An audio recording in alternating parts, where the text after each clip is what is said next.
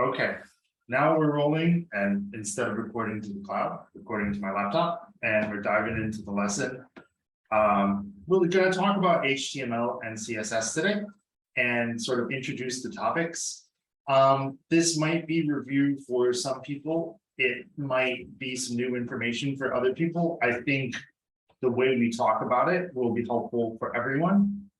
I know that it is a bit of a transition from data structures. As we were just talking about with boot camps, it moves really fast. And part of the reason that tech is such a in-demand field is that there is a lot to learn, especially if you're doing anything related to web applications, especially if you're doing anything related to the browser. The browser itself is actually like a really complex piece of technology. And so that does mean that's one of the challenges of programming and computer science in general. Actually, I read somewhere someone saying that computer science is sort of unique in its sense of scale. Like at one end of the field, you might be thinking about like bits and bytes, and like stuff on a very low level. And on another end of the scale, you could be thinking about like the infrastructure for like Google's planetary cloud or whatever they have, or even just going from writing low level code to like writing a web app is a huge leap in scale. We'll talk about HTML and CSS like and the language specifics more in a minute. HTML and CSS sort of tend to be topics that provoke strong feelings, I would say, from people. Programmers, some people really like it and gravitate it. Some people can't stand it and can't wait to get away from it. All are like very understandable and legitimate responses. And I will say, I think I've done a lot of work with HTML and CSS because most of my career has been on the front end, writing JavaScript that runs in the browser and like builds and interacts with and changes HTML and CSS to create user interfaces for websites like the New York Times. And I didn't work at the New York Times. I'm using this as a website example. And I do think it's sort of an underestimated field. And so before we start talking about like the language itself, I want to just share a little context. And we'll play around with Chrome developer tools more in a bit. FYI, Chrome and Chrome developer tools is pretty much the industry standard for front-end development of any sort. And can people hear me okay? Perfect. Zainab and I we now have a microphone set up in the class that looks like an old school broadcast microphone. So we are now high tech.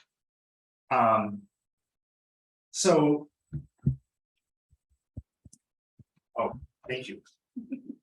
So HTML and CSS, I think, gets a little underestimated.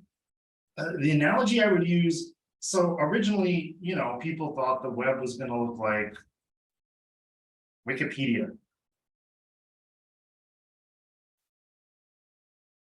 Where you have, this is called like a static web page because it has a bunch of content, text, and images. And that content doesn't change. These days, like even in the first version of the web, like hovering over something and having a sort of pop-up like this, that was pretty sophisticated, and people weren't really thinking about that in the early days when these technologies were created. A lot about the internet was sort of first used and invented in academia, the military as well, but especially academia. So there was this big emphasis on we are going to have text documents, and sometimes we will have images, and we want to be able to like put those documents on a network for the whole world to see and somehow find and have links between those documents.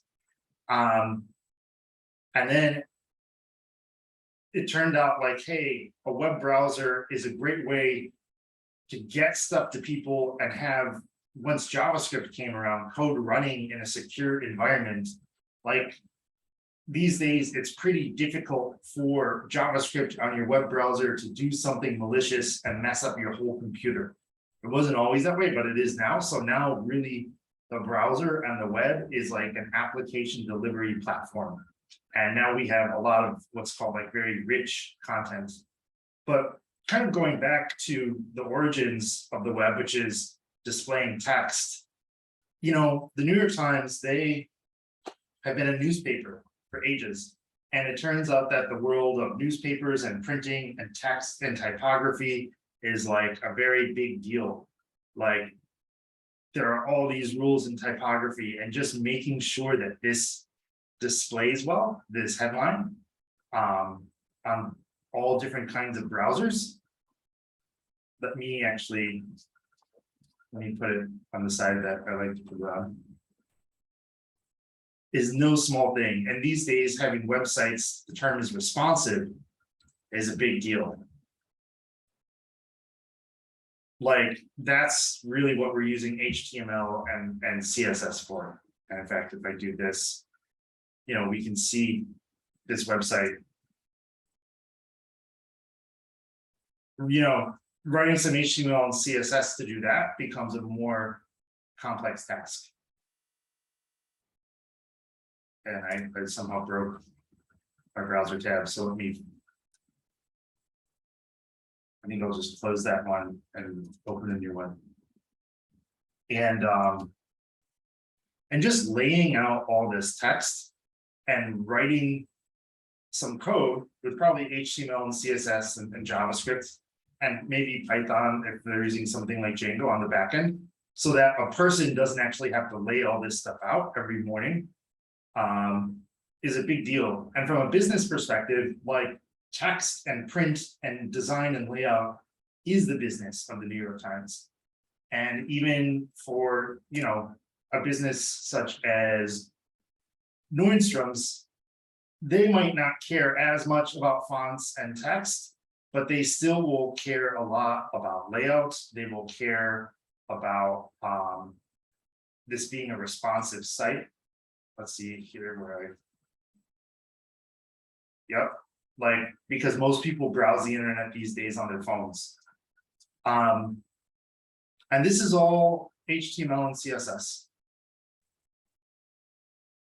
HTML and CSS is sort of like the assembly language of the web these days. Like in your professional career, you will not always be like hand rolling or writing all the HTML and CSS yourself. You'll be using other frameworks that use a lot of it. But kind of like knowing the basics of the Python programming language before we learn Django, it is really valuable and important to be strong with HTML, CSS fundamentals. And as soon as you start doing anything that's not trivial with HTML and CSS, then you do need to get into the guts of what's happening. And lastly, Google Docs is also HTML and CSS and JavaScript, right? JavaScript is obviously like the magic glue here. And then something called the web canvas, which is a new browser feature that essentially like lets you sort of do graphics the more traditional way inside a web browser, inside an HTML page. So don't underestimate HTML and CSS. Consider that all of this stuff that we're seeing here with Google Docs is built with it. So let me just pause there, see if people have any questions, and then we can kind of dive in and start talking about the basics of these low-level, sort of very fundamental tools of building web pages and web applications. Cool. Yes, I have one real quick, Adam. Yeah. The mobile site, do those utilize, I mean, is that the same language in those as well? Is it just the same, I guess, HTML and CSS, just reconstructed to fit whatever kind of mobile device you might be on? Ask that one more time, please. When creating like the mobile version of your website, are they still utilizing the HTML and CSS, or is that kind of a different field? Yeah, that's a great question. And actually this touches on a really good point. When you say like the mobile version of, I'm going to use the New York Times as an example, Do you mean in the browser on your phone, going to NewYorkTimes.com, or using the New York Times app on your phone? The actual, so if I were to go through Safari and just type in New York Times, is that still HTML and CSS? Exactly. Yeah, great question. It absolutely is 100%. And actually, one of the very powerful things of this device toolbar, because these days, when you're building a website, it is so important to have it work across multiple devices. The iPhone SE has a really small screen. There's an iPhone with a huge screen. I'm sure with like Android and every other smartphone, there's also a range of screens. There are now tablets of multiple sizes. There's a laptop screen. You could have a giant 4K monitor, and the website has to look good across all of those things and in different browsers. And there are quirks with CSS still where Safari and Chrome and Internet Explorer and Firefox treat things differently. Yeah, that's a great question. And the way it used to work is that you would actually write two different websites with HTML and CSS. And one was the mobile site, and one was the desktop site. And when smartphones became a thing, that was how it was done. And over time, people found this tough. There's a lot of duplicated code. It's two code bases you have to maintain. Some places probably still do that, and there are some advantages because it's simpler. Because it's always simpler to do just one thing than to like write a program to create a machine that does many things. Sometimes it's easier to create two machines that each do one thing well. But there are a lot of advantages to having one code base for your HTML and CSS that works across multiple devices, especially these days. And a lot of technology has gone into like making that possible. So now websites are built, the term is responsive. And that's kind of why it sees like dimensions responsive here, that I want like one website that will look good across devices. And in fact, your browser will send, like, when the website loads in your browser, it gets a little bit of information from your browser about what kind of device it's on and like what the screen resolution is of that device and things like that.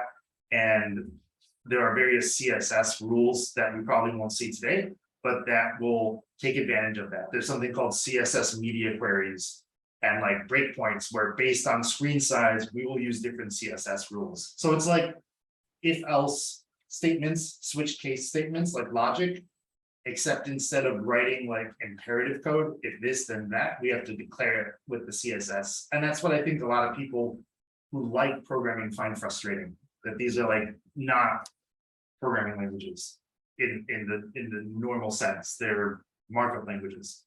Yeah, that's a great question. Thank you. Yeah, what else is on people's minds?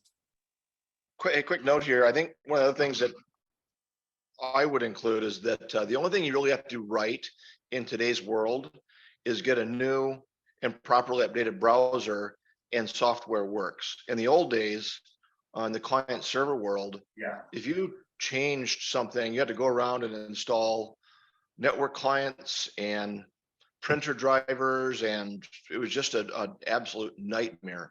Now in today's world, you can have software change for everybody in the world in a matter of moments.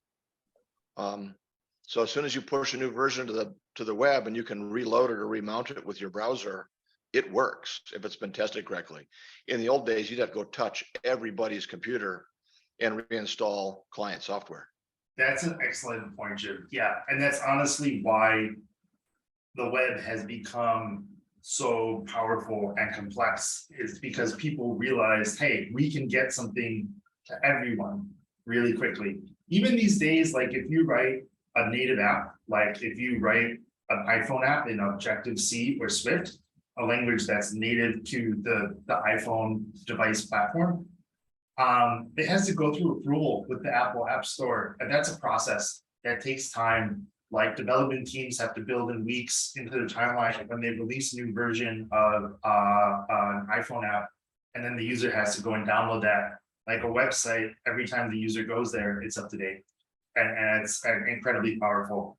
And like it'll be interesting to see what happens in the next 10 years, but there are some certain technologies. One is WebAssembly, where browsers are more and more becoming like a safe sort of containerized, blocked off space to execute code that you get from the internet in your computer, because so much effort and technology has gone into the browser. Because in the early days also, there would be malicious code, maybe from JavaScript, that could run in the browser and steal information from your computer or do something terrible. And these days, that is much more difficult to do, you know.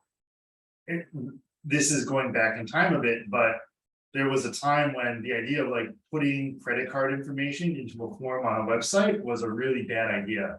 And these days, you know, whether you use PayPal or you're on a trusted site, that's pretty normal. You check your bank account online. Like, there was definitely a journey to get to that level of security in the web, and everyone has just been like, this is amazing. Let's run with it. And so also that means that HTML and CSS now do way more than they were ever meant to do. And that's also why the whole web and front-end engineering is a bit of a dumpster fire, to be honest. It's like a city that grows, and then all of a sudden cars are invented, and now we have to put cars in the city, but the streets are really narrow and they're cobblestones. And so there's all these weird hacks. Yeah, great point. What other questions do people have? And then we'll start looking at HTML and CSS itself. Cool. Let's dive in and start talking about this stuff. So if anything, I would say the takeaway is don't underestimate HTML and CSS. So I do need to go and navigate to my code directory where I have my Sierra directory. And from there, I do want to navigate to our demos and notes directory. And this is also a Git repo. And we haven't talked about this a ton, but a friendly reminder is that the special sort of directory named .git is what makes this a Git repository. So I'm going to check the status. I have a change here.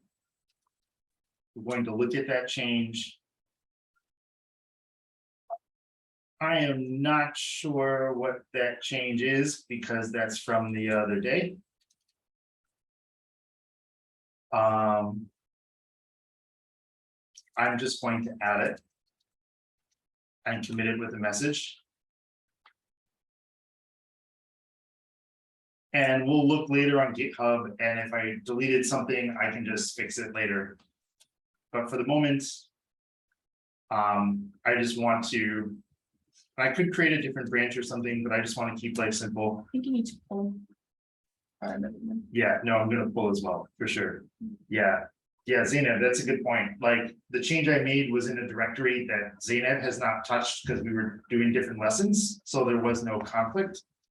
But there are changes that Zainab's made that I don't have. And if I do get full, we'll, oh, and actually I'm already up to date here. Yeah, exciting. So I'm going to make a directory, week 2, week 3, day 4, intro HTML, CSS.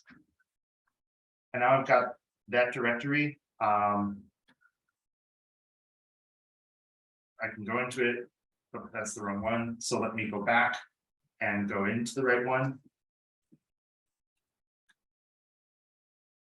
And I could have done that in VS Code in the terminal too. I just wanted to use iTerm, a very nice terminal program for Mac, to emphasize that there's nothing magical about the VS Code terminal. It's just one of many terminal programs that we could use to do the same thing, to interact with our operating system.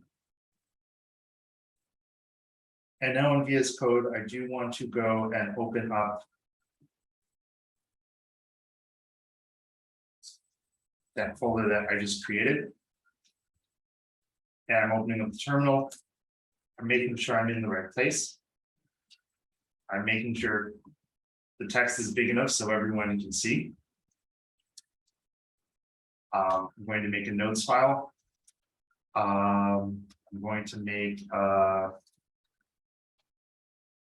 HTML file, and I think that that's a good start. And now let's talk about HTML and CSS. So what is HTML? What does HTML stand for? Like, what does the actual acronym stand for? Hypertext markup language. Yeah, totally. Thank you, Kayla. And each of these, like, so language, we know what a language is. A programming language is, in fact, somehow related to the languages that people speak. It's just a very formal, specific, not very friendly language because we need to use it to talk to computers. But then what do hypertext and markup mean? Like, we've seen these words, but what do they imply, and why are we using them to describe HTML? And it's a little bit of a vague area, so any thoughts, any responses are fair game. I'm not really 100%, but when I think hypertext, I think like just a quicker way of saying stuff instead of like spelling it completely out, just to be able to like get to it quicker, and like repetitiveness of it and stuff like that. Yeah, and honestly, that makes a lot of sense because that's like hyper, it's like fast. I am actually curious. I don't think I've ever looked up the definition. Wikipedia is telling us text displayed on a computer display or other devices. The key part here is actually, I think, this part, like with references or hyperlinks to other texts that the reader can immediately access. And Jaden, I think this actually is exactly like in the ballpark of what you were talking about. Like, hyperlinks let us move around through text much faster than we otherwise could. Because if I have links, I can move between worlds very quickly. There was also yeah, Adam, if I could only jump in for a second.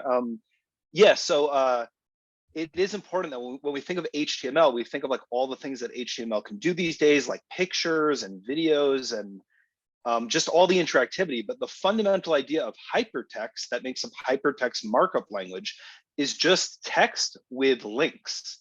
So it's only the A tag, it's only links. And if you think about it, that's kind of what Wikipedia is. Like, if you took Wikipedia at its most basic, it's just text with links to other text that could have links to other text. And that is enough to go from a single document to essentially an internet.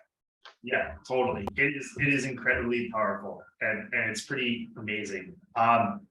There's also like an alternate universe where, like, when you made a link to a document, the document you linked would like have a collection of everything that linked to it. But that's a conversation for another day. Yeah, and Benjamin, you're totally right. And again, a lot of this is like the academic origins of large parts of the internet. And programming is still a world that really, where like text is king, and like reading is king for a lot of different reasons. And then markup. Someone want to take a shot and like, what is markup? Why are we using the word markup here? What does it mean, or what does it make you think of? Does that have to possibly do with the structure of the code itself? Yeah, I would say so. Exactly. Like, I would say, let me get my text editor rolling again. I would say HTML is an example of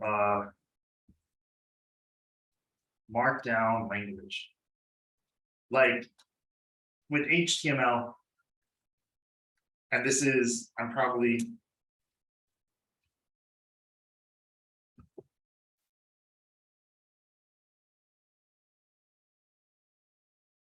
this would sort of be a hello world message in HTML, right? And we would talk about like, and I might get this wrong, but like imperative programming, you give the computer instructions on how to do it.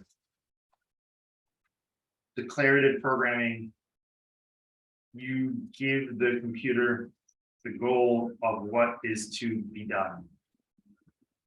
Like here, like if we were going to, you know, some JavaScript, it would be like console.log hello world. This is imperative code, and Python and JavaScript, we're writing imperative code. We are giving the computer specific instructions, do this, do this, do this. A markup language like HTML is a little different in that it's declarative. We're saying, this is what I want you to achieve, computer. Display this hello world message. It should have these qualities. And in this case, it's the browser that then goes and does that work. It's a little bit of a fine distinction, but a good one. And yeah, Benjamin, and exactly, I want to mention Markdown. And let's actually quickly Google Wikipedia, or I'm sorry, quickly Google HTML. Markup language. Yeah, let me fix that.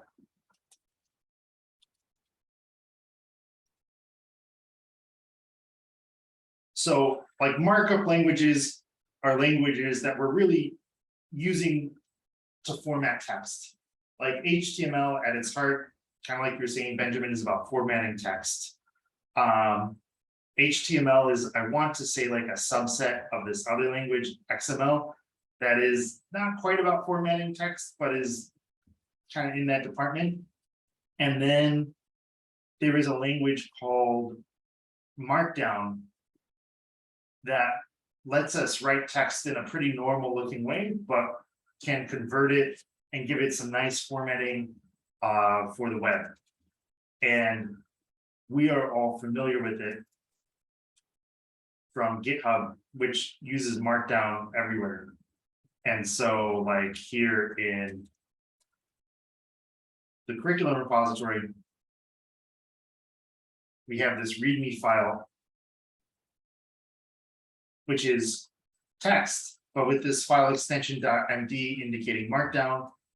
And, you know, one hashtag makes this like an H1 heading, 2 hashtags makes this an H2. If I use, I want to say it's 1 asterisk, it will make that text bold. And I apologize that this is a bit small. 1 asterisk is italicized. 2 asterisks is bold. Yeah, and in fact, I can even go and say that now. And now our text is formatted and styled, but the markup language that we use to do it, in this case, Markdown, is very friendly and easy to write, especially if you're programming and you're building a README file. HTML takes a bit more time and effort, but is a lot more powerful. Yes, sir. Is the Markdown or markup language standardized? Because it seems as though you can do much the same thing inside of Stack Overflow. Yeah. Is there a uniform standard for that type of markup? Yeah, Markdown is pretty standardized these days. That's a really good point. Like we will say there's like GitHub flavored Markdown, because you can also do stuff like, and I think you might be able to do this in Stack Overflow too, but you can do like checkboxes.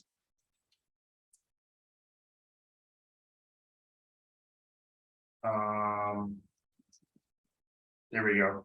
It's a little hard to see, but here's my checkbox. And so when you start doing like the more like complicated stuff like checkboxes, there might be some minor differences between how Stack Overflow does it and GitHub does it, but Markdown is pretty standard these days, and it's used in a lot of places, which is honestly great. Yeah, that's a really good question. That's a really good point.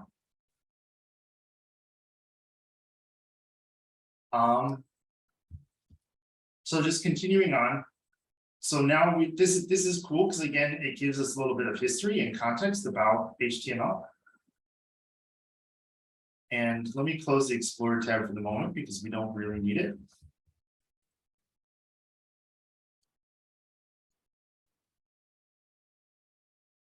What does HTML do? So main thing, separates content from presentation.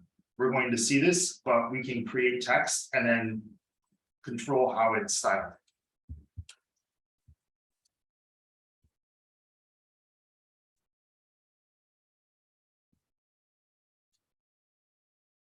HTML is not an imperative programming language like JavaScript or Python.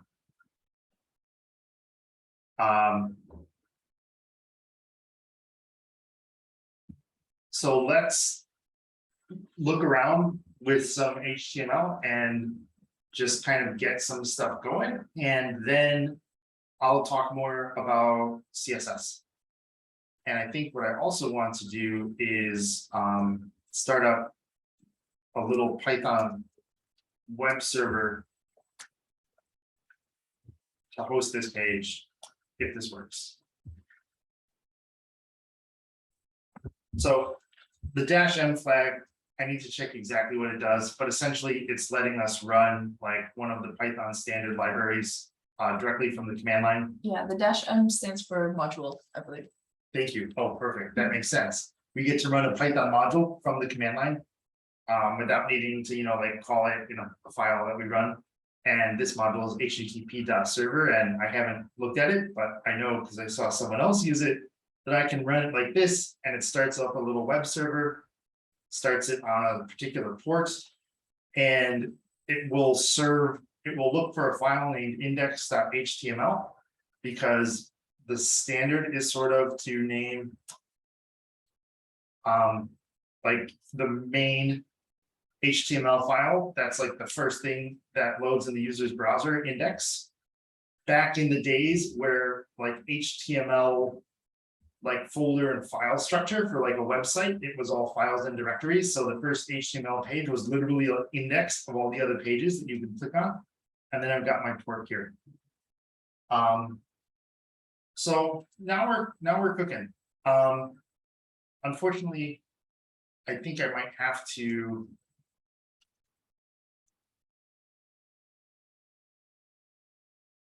oh no, I can just refresh the page. Every time I refresh the page, which you can also do with like Command-Shift-R, the browser sends a request back to the server. In this case, the server that's running from my terminal. And just to emphasize, I could run this server from iTerm. It doesn't matter. What matters is that I run the server from the same directory where my index.html file is. And we'll learn more about this later. This is really more of a helper for today's lesson. And every time I refresh the page, the browser makes a request to the server for the HTML page. The server sends the HTML page to the browser and it renders. Kenneth, that's a great question. Localhost does mean, localhost is the name for the IP address of your own computer. I think the actual IP address is 127.0.0.1, and I probably did something wrong when I typed that.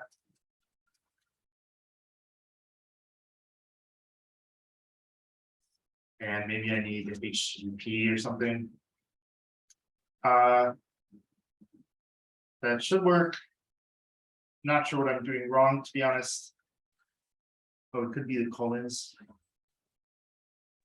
Yeah, put in 2 colon after the 1. That's right. Thank you. Yes.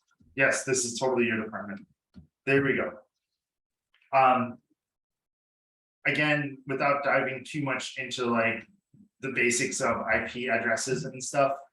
IP stands for Internet Protocol, I believe, and is like the same way that every house has an address, and in an apartment building, every unit has an address.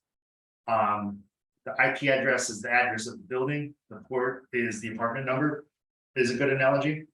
And 127.0.0.1 is the address for my computer, this computer, all of your computers, 127001 is your computer. And so we just say the local host, like who is hosting this content, who is hosting this on the network. It's local because it's us. So yeah, Kevin, that's a great question. Or Kevin, actually, the web security guy that we have come in to do like the web security workshop is pretty amazing. And he actually probably can like walk you through how to do that. My sort of web security knowledge is pretty sad. So I do want to point out that like HTML is relatively straightforward. We are running our HTML in a very different environment now than we've been running our Python programs. This is a file that gets run in the browser. Like the command line is sort of the shell environment is the environment that our Python programs run in when we run them from the command line. Our HTML is getting run in the browser. And we also need this other program running from the command line, a server, to share that information for the browser on our computer to use. Now, from the perspective of my browser, it doesn't care if this index.html file lives on my computer or where it lives, or if it's somewhere else on the internet. It just needs the address to go to, like what building do I go to, what apartment number. Because it's way easier to write code for HTML and CSS and do it all on one machine. We have the server, this program running here, and the client, in this case, my browser, running on the same computer. But the whole system is designed so that the server could be on Zainab's computer and the browser's on mine. And as long as the computers can talk over a network, then we're good to go. And we will talk more about that as class goes on, but I wanted to share that context. So I know that, and actually let me check in. I'm curious. Let me get maybe like a quick thumbs up from people who like have done a decent bit of writing HTML and CSS before.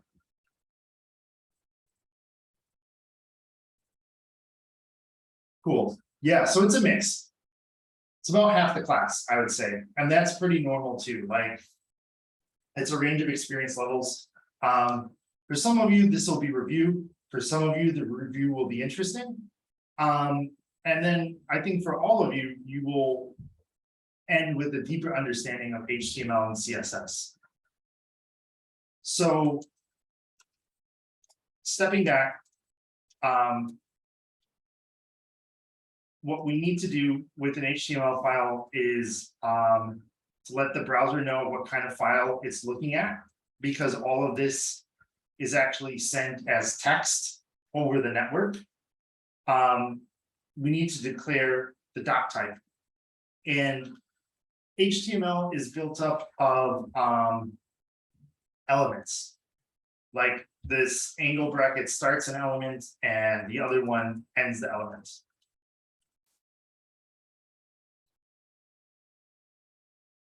And when we write an HTML document, and elements can have stuff inside of them. And an element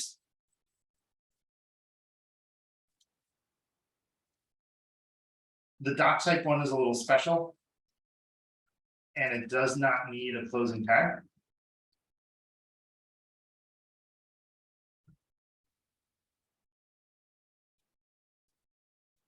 Our HTML element has an opening tag.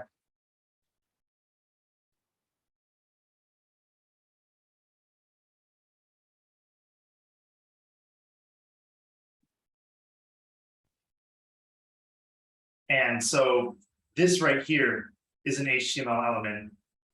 And when the browser interprets HTML, it doesn't care about spaces or new lines. It cares about tags. That we have an opening tag here and a closing tag here. And inside that, we have content. And I could just do this too. And in fact, I could just do this and it all works the same. And now I've got content in my tag.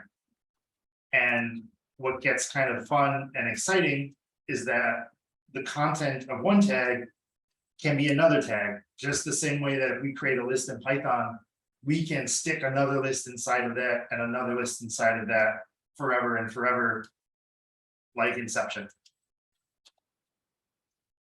Many of these tags are about formatting text. H here stands for heading. As you folks noticed, a comment in HTML is with an angle bracket and an exclamation point, and that's a special kind of HTML elements that the browser knows not to render, and that command forward arrow keyboard shortcut in VS Code will comment stuff nicely. So that's a great one to use. Can you repeat the command again? Say that again, yes? Can you repeat the command? Oh yeah, absolutely. It is on a Mac, it is command /.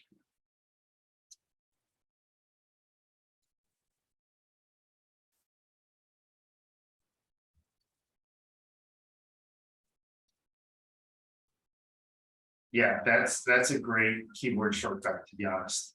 Yeah, thank you for asking. Definitely, I would like everyone should kind of like pick one keyboard shortcut that you want to practice using and start using it.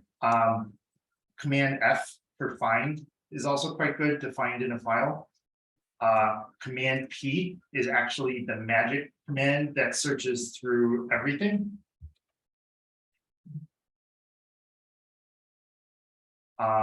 Though I guess it's searching files by name right now, so it's not as nice as I want.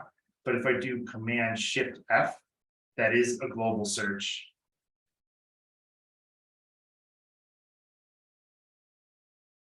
And here it said, and I can find my stuff in multiple places. And someone was asking about this yesterday.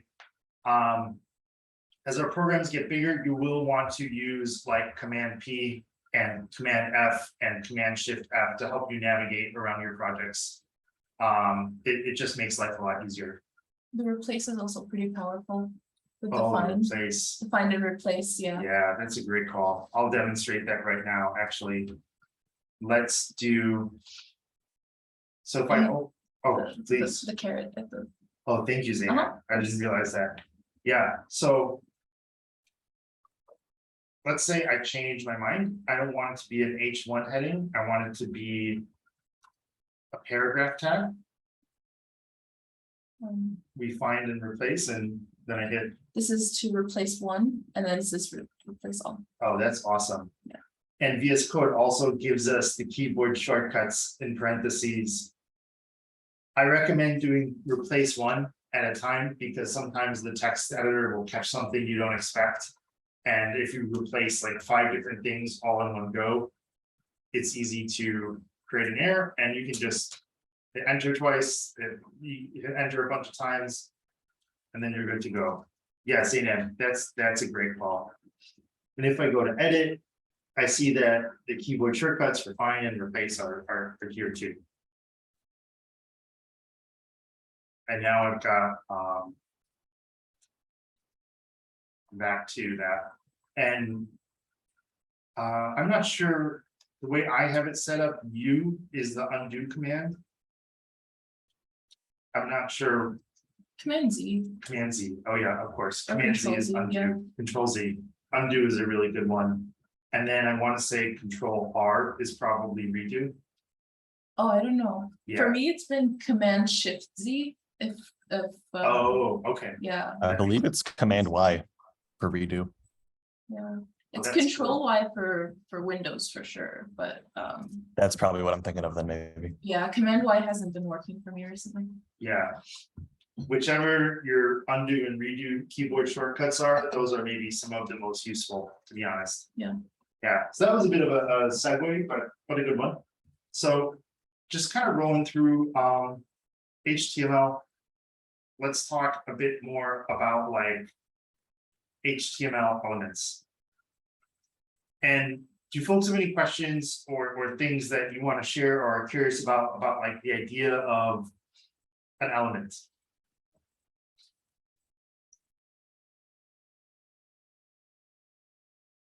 And the fun thing to note here, by the way, this document is a tree. If I can.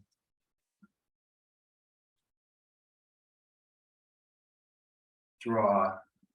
Our amazing evening TA, Jorge told me about this.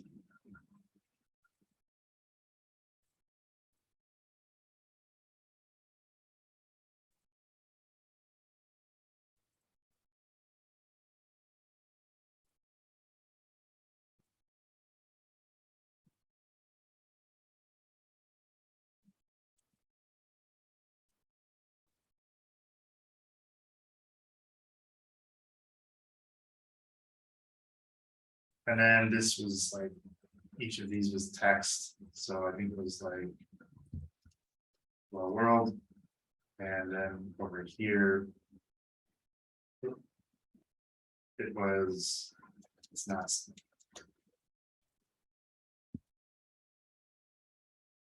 So the way, when the browser reads this file, it actually constructs a tree data structure, which is actually quite cool.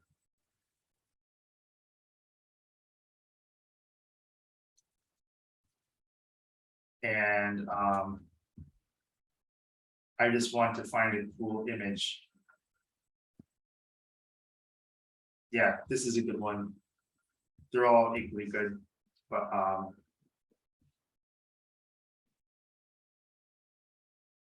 like I'm gonna add the body. We haven't seen the body and head tag. And these are more structure tags, but again, this is like a diagram of an HTML tree. Oh, Wyatt, that's amazing. Yeah, Wyatt, if you could please throw that link to customize keyboard shortcuts in VS Code in like the Sierra channel or the Sierra chat, that would be amazing. Yeah, and this is a great example too of why it's good to know about a tree and that it exists. And like, for example, especially if your first job is front end, like what you actually want to do is start learning how the browser really works. Like, how does the browser parse an HTML tree? Like, what is the rendering pipeline for the browser? Like, you want to start getting under the hood. But stepping back and talking about HTML attributes. So there are actually two HTML elements that I'm missing right now that are really common that you would have in almost every single HTML doc ever. Anyone want to take a crack at what those are? Is that heading and body? Yes, sir. Head and body. Thank you. And I'm going to talk about those in a moment. The body element is pretty straightforward. This is where the body of your document is. Pretty much everything that you want to have show up in the browser should be here.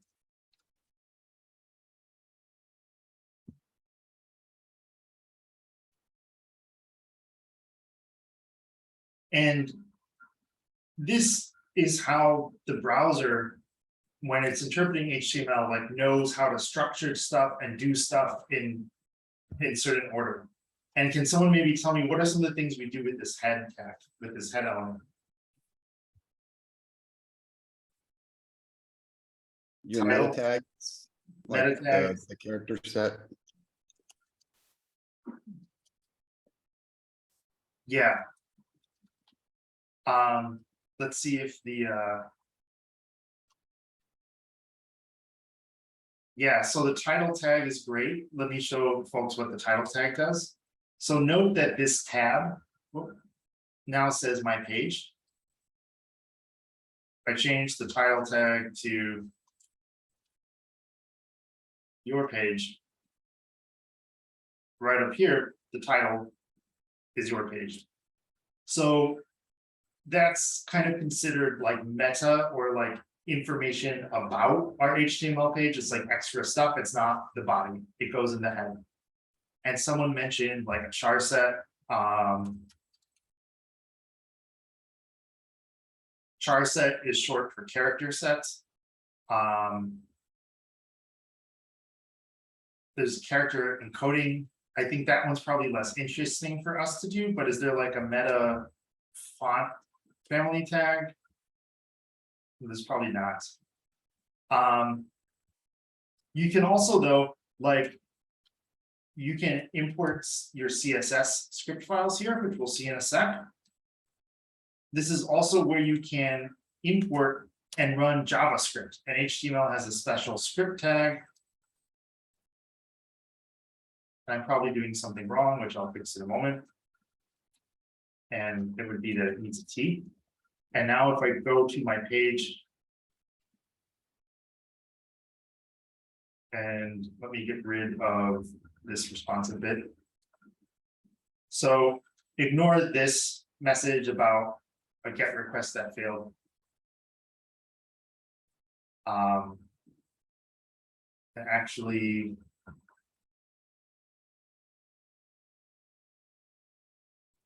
I'm just going to leave it because I'll forget to turn it off. But the important thing is we see our JavaScript here, and you can do everything that you normally do in JavaScript here. I think these days you can even use like variables, or not variables. You can even use like constant let.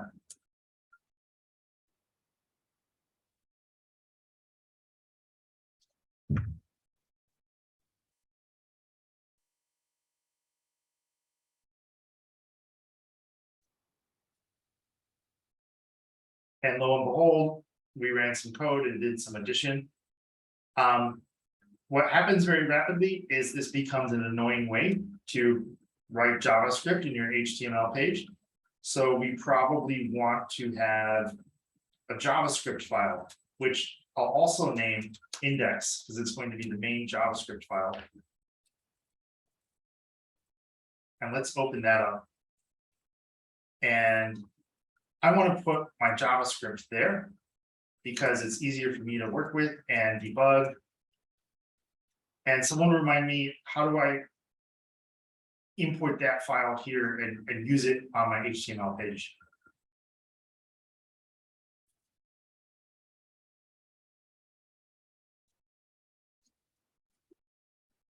So we can also use the script tag, and I think it needs to be self-closing.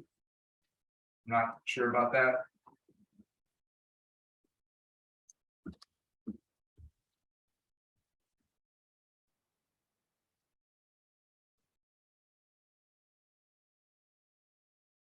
So SRC is short for source, which is another way of saying what is the path to this file from wherever our server is running. And yeah, sorry, Jason. I don't think it's self-closing, but Yeah, I think you have to. Oh, yeah, okay. Like so? Mhm. Yeah, I always get thrown by that. And so the head is where we can do all sorts of stuff like this. And this is where we're going to import our CSS files. And again, we will like go into this more later, but just as sort of a preview, let's see what is really happening when this page is loaded. Jason, yes, sir. Yeah, so I just have a question. What is the benefit of running the script in the head versus running the script at the end of the body before all the HTML is rendered? Oh yeah, that's a good point. Honestly, that's probably better to do. I think that's a little outside the scope of what we're doing today, but that's it. That's a good point. Essentially, like when the browser reads this file, it does do stuff in order. So sometimes you might have JavaScript that you want to run like before the HTML page is first rendered, and sometimes you have JavaScript that you might want to run after the page is first rendered, because the browser will wait for the JavaScript. Kenneth, yes, sir. While we're formatting these HTML documents, I've noticed that on some, like when some people do it, they just put multiple, like they put multiple paragraph lines, I guess, like together instead of breaking it down line by line. They'll just do like P, put whatever they're putting in, then another, yeah, just like that. What's the proper way to format these? Yeah, it's a great question. Do I have Prettier installed?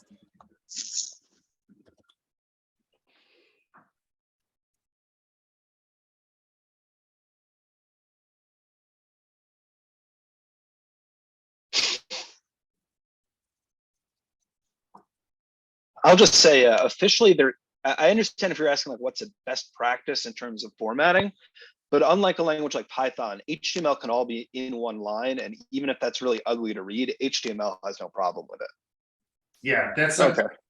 Yeah, HTML has no problem with that at all. That said, it will be hard for humans will end up having a problem with that. Yeah, I especially when your file gets pretty big and you have a lot of elements on your in your HTML file, you won't be able to read it or know where to like add stuff. So usually the organization is just for you to be able to read it. Yeah.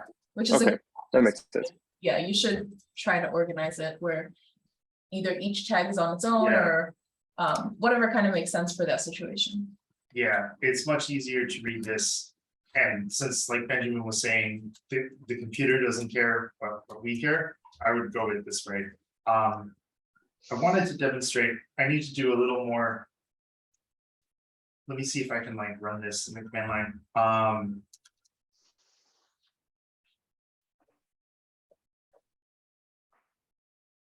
See if I can get this working, and if not, I will abandon it. Oh, the command is format document. Let's see if that works.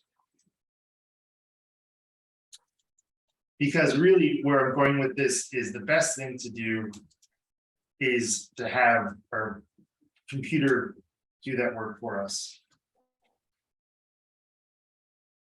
Yeah, so we can walk through how to do this, and now is about the right time in the course for everyone to start doing this. But in essence, I have an extension here named Prettier. That is what's called a code formatter, which will format, just like you're asking, like, how should I do this? What's the right way to do it? And basically, because programmers are really obsessive, we have basically standards of how we want stuff to look that are relatively universal. And we just wrote a program to do that for us so that we don't argue about it and so that we don't have to do it ourselves. So once you have the extension installed in VS Code, if you do Command-Shift-P, you get all sorts of interesting commands that you can run. And I couldn't find the right one, but one of them is format documents. And when you run that, it will format it for you. It's honestly a huge time saver. You could also right click on the document itself and you should be able to see no on the page where the code is. Yeah. format Oh, document. good call. Yeah. Good call. Yeah, format document. There's also a setting where you can format it on save. Let's see where that is.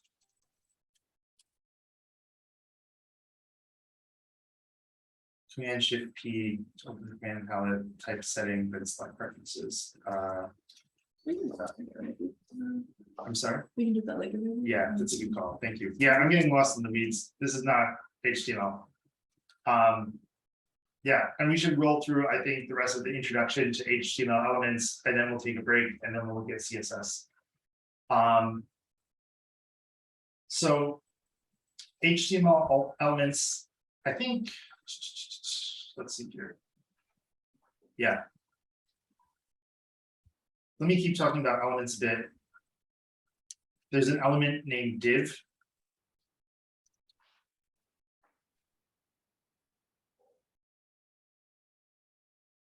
That's probably short for divider.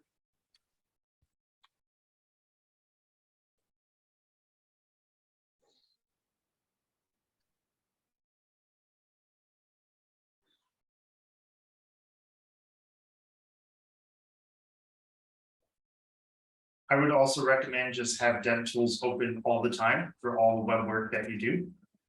So we don't see the div element, but if I use the elements tab in DevTools to inspect my document, I see it right here, and it has children. And we're going to see this in a minute with CSS, but I can set a property on this div class that will apply to all the children. So again, that term children comes from the tree, right? We've got a document tree here that we're building. You can think of Yeah. a div as a container. Yeah, That's all I want to say. that is an excellent point. It is exactly that. It's a container.